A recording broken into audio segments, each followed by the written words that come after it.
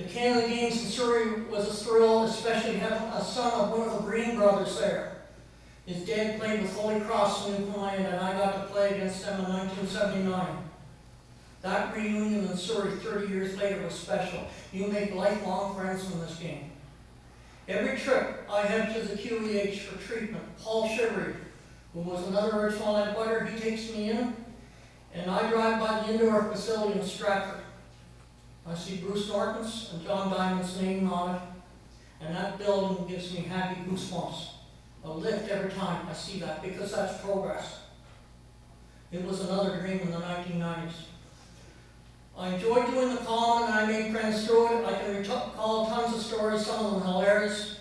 I could go on and on, but Peter here tonight said that he'd start playing music if I talked too long. But Nick and I talked about this. There must be a book written about the history of the Prince Edward Island Soccer Association. Please. It would be nice if someone would get at it soon. This organization is rich. It's full of life, passion, history, accomplishment, and a sold-out dinner here tonight. Look at this. Right?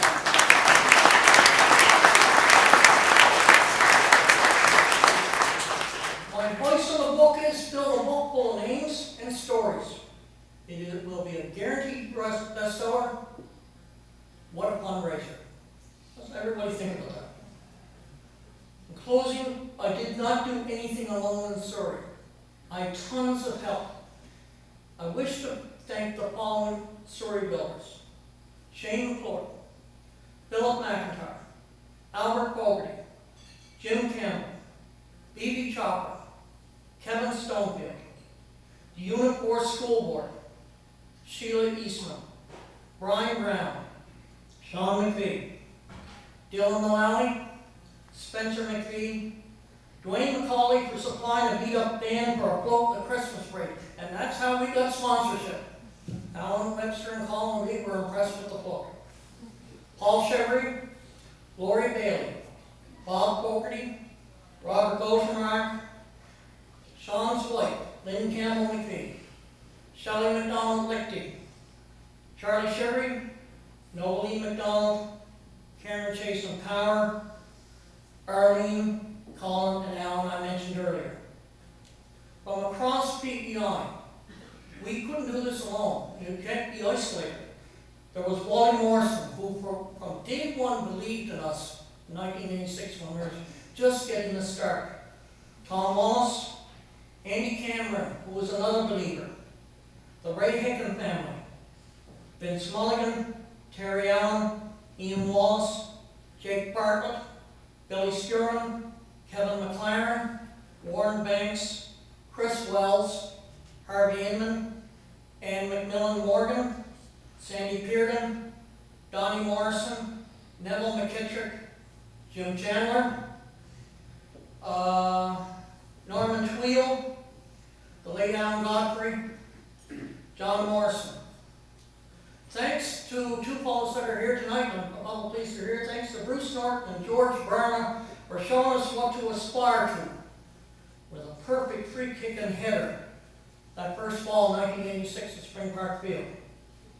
That got the guys fired up. I should thank the folks in two houses near the Spring Park pitch whose windows, siding, and cars survived Paul Shivery's and Mike Fitzpatrick's warm-ups, which were blasts over multiple fences. Also the mechanics who kept the various antique trucks and vans on the road and lawnmowers functioning, and I heard another story tonight about paint and from Sean. Thank you also to Tom Hayward for the night he refereed a match wearing his rubber boots. And of course to John Gibson, my very good friend, for the ongoing friendship and laughter to this day.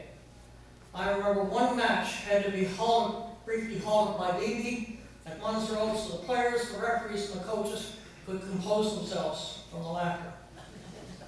Through the column, nationally and internationally, there are so many others. Then there are those I think about every day, those who passed away before their time, and that was Brendan and Sheree McCormick, Rolly Glant, Glenda Bow, Heather Glant, Alan Godfrey, Sandra Lee Waysmith, Paul Brown, Bob Bearpark, Jerry McCormick, Chuck Matheson, Dave Darlington, Urban Carmichael, Saul Tweel, and others. I'm here tonight only because of the unmeasured hours of help. It was every player from age 4, including my daughter Susan, every opponent. You can't play this game unless you have opponents. Every match official, every administrator, every sponsor, every member of the media, everyone that wrote Soccer Talk, and every supporter. And I can't leave out my wife, who did the laundry. A huge task upon itself, considering the condition of the Surrey high pitch by times. How many in this room have been forced to strip in broad daylight in your front porch? This is a game of different teams that needs each other, and that includes team family. We are all in joy and sorrow, and wins and losses, members of the family of man. This is very nice tonight, and I'm quite humble, but I hope many more in this sport, from one end of this island to the other, will receive a similar distinction. George, Tom, and I do not wish to be alone. Okay? I'd like to share. I love this game, and I make a simple request to everybody, and especially youth. I am just so thrilled tonight to see all these young players here in this room.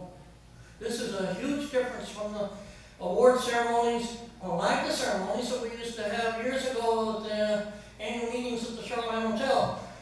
Get the awards out of the way and let the arguing begin. My request is this: play fair, respect everyone at the pitch, before, during, and after a match. Always accentuate the positive. And finally, from Soccer Talk, and keep the ball rolling. Thank you very much.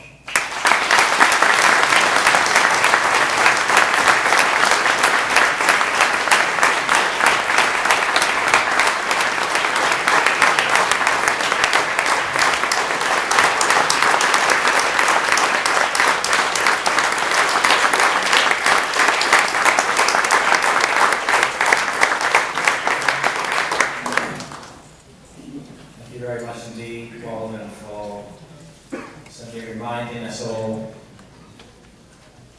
why we love this game. Thank you very much indeed.